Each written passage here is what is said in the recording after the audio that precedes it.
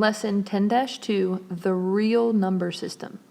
So I think it was back in chapter 3, we talked about rational numbers, integers, and whole numbers. Something that you will see that's a little bit different about this table is that it includes square roots and irrational numbers. These typically mean numbers that continue on and on forever, but we're going to look at some examples of irrational numbers and kind of describe why they're irrational and how they have fit into that group. We also would categorize an irrational number as a number that cannot be written as a fraction. So when written as decimals, they're typically terminating that do not repeat. So like pi is a number that never repeats, it's just terminating on and on forever. So we would not be able to write that as a fraction. So when we are looking at a set of numbers, we categorize them in multiple different categories or groups depending on where the number may fit. So a set of rational and irrational numbers make up the set of real numbers. I included the diagram from previously again in the top right hand corner. I only want you to copy it down once. You don't have to continue to copy it down. I'm just going to continue to include it every once in a while for a point of reference. So if we take a look at a number, and let's say we're going to look at the number negative 2.5. So we look at negative 2.5. We want to list all the places that negative 2.5 would fit. So since we can turn negative 2.5 into negative 10 over 4, we would be able to say that this number is a rational number. It's not an integer because it cannot go here where it fits, where it's just a number, and it's not a whole number because it has a negative. But we're able to say that it's a rational number because it can be written as a fraction. So this is a rational number. Now, if we looked at something a little bit different and we looked at the square root of 38, if you enter that into a calculator, you would get 6.164414400 on and on forever. Now, this would not fit in whole numbers because it's a decimal. It would not fit in an integer because, again, it is a decimal. It would not fit in rational numbers because it is not a repeating number, so we cannot write it as a fraction. So it would be considered irrational in the set of numbers. Pause the video to try a few examples. For the first example, we have the square root of 100. Since we know the square root of 100 is 10, we would be able to say that this is a whole number. If it's a whole number, it's also an integer. And since it's a whole number and an integer, it is also a rational number. Now, it's not a real number because it doesn't fit in irrational. So then we also have negative 6. It's not a whole number because it's a negative, but it is an integer and it is rational. So we would just write the categories that fit each number. When asked to compare real numbers, you're going to be asked to put a less than, greater than, or an equal to sign between two numbers. So let's look at the example of 3 1/3 in comparison to the square root of 15. So you want to get them both in the same units or form. So right now we have a fraction and a square root. If I turn the square root, if I actually find that square root, it's 3.8729834, so on and so forth.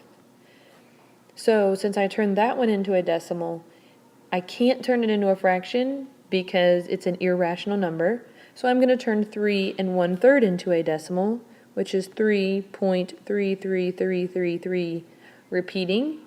So this one would be rational because I can turn it into a fraction, but I'm just trying to determine if one is greater than the other. So you look at the first number, they both have a 3. So then you would go to the second number. One is a 3 and one is an 8. So because the one with the 8, you would make your big mouth of your Pac-Man or your greater than sign go toward the larger number. And so back in the original equation, we would say 3 1/3 is less than the square root of 15. So with ordering real numbers, we can use the same concept that we used when we were comparing numbers, just making sure that it's in the same units. So for this example, let's do 8 4/5. Let's do the square root of 64, 8.3 repeating, and the square root of 76. So let's turn them all into decimals. 8 4/5 is 8.8. The square root of 64 is just 8, and I'm going to put a decimal point with a 0. 8.3 is already there, and the square root of 76 is 8.7177 on forever. So now we want to list them in order from least to greatest. They all have an 8 in the first number, so we have to look at the second number. To do that, it would be 8.0, 8.3, the 8.71 on forever, and 8.8. Now you cannot leave your answer in this form. You actually have to go back and use your original numbers prior to changing them to decimals to use them as your answer. So we want the first one to be the number that corresponded with the 8.0, which was the square root of 64. The one that corresponded with the 8.3, which was 8.3 repeating. The number that related to the 8.71, which would be the square root of 76. And the last one is the one that corresponds with 8.8, which is 8 4/5. So this would actually be your final answer, ordering them from least to greatest. Pause the video to try a few examples.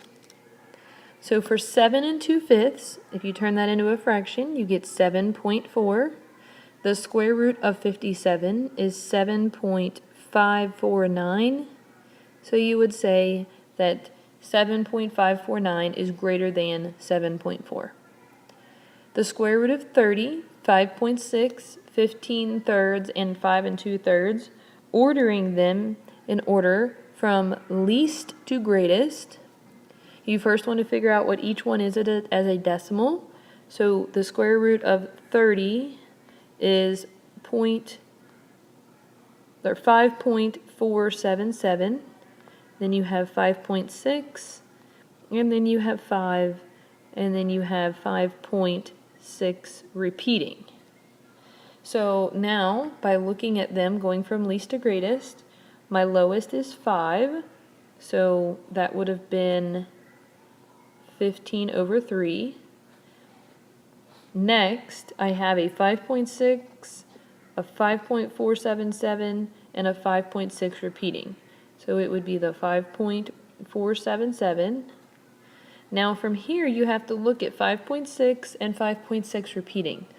Since there is no number after the 6, we would assume that it's a bunch of zeros. But after the 6 on 5.6 repeating is a bunch of 6s.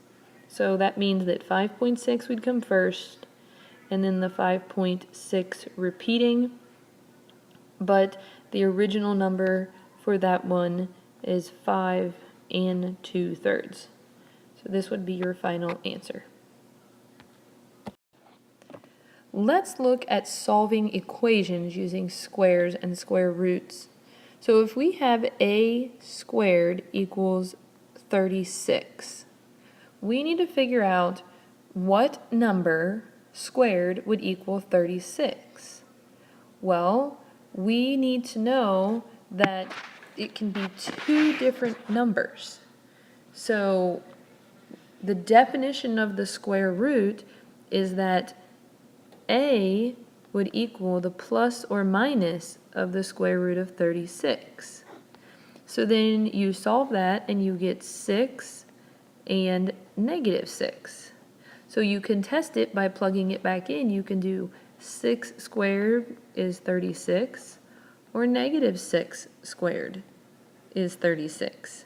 So your final answer would be 6 and -6.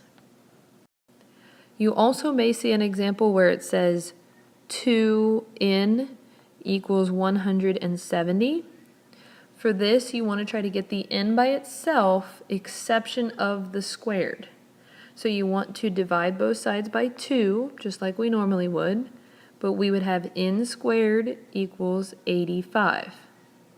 So again, we know that n has to equal the plus or minus square root of 85. So if we find the square root of 85 using a calculator, n would be approximately 9.2. But we want to use the positive and negative of that number. So it would be 9.2 and negative 9.2 for our final answer. Pause the video to complete the lesson review. Make sure you show me this lesson review for verification of watching this video.